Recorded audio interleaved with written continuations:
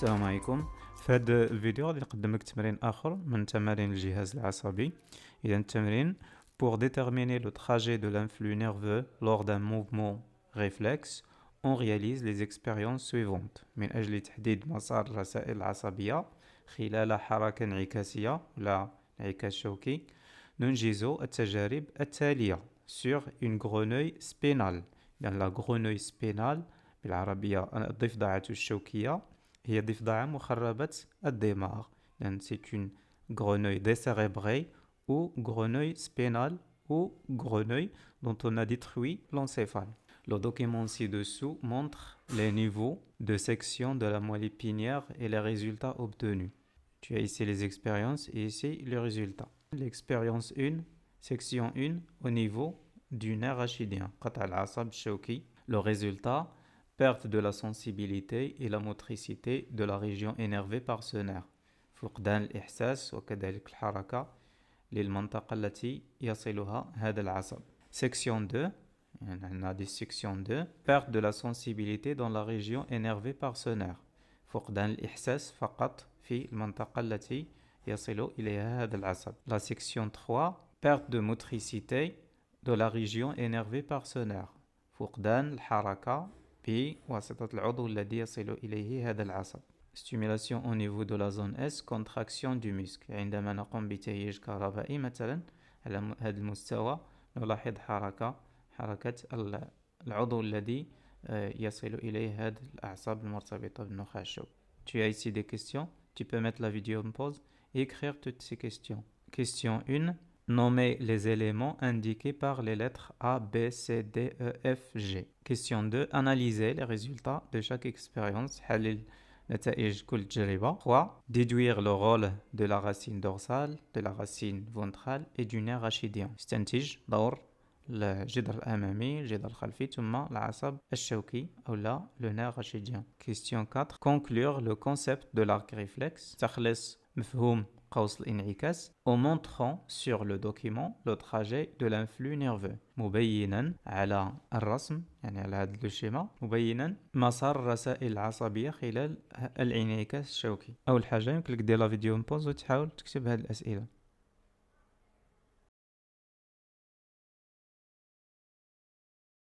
Alors réponse. Question 1. Nommer les éléments indiqués par les lettres A, B, C, D, E, F, G. Tu as ici d'abord le nerf rachidien, soit à gauche, soit à droite. Tu as ici la racine dorsale, qui se caractérise par la présence du ganglion rachidien. Et ici, la racine ventrale.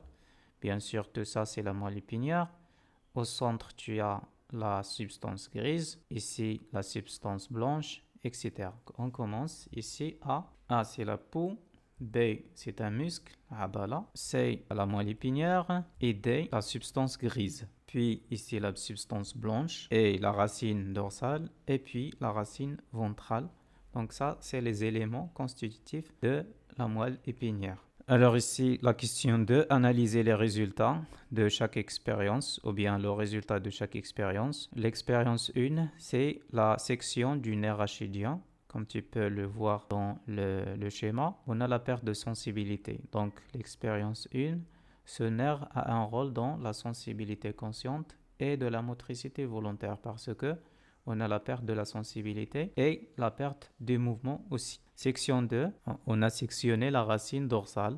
Donc on a vu qu'on a la perte de la sensibilité. Donc la racine dorsale a un rôle dans la sensibilité consciente. Expérience 3, la racine ventrale a un rôle dans la motricité puisqu'on a sectionné la racine ventrale et on a vu que on a perte de motricité. Expérience 4, on a stimulé au niveau de la substance grise de la moelle épinière et on a observé un mouvement.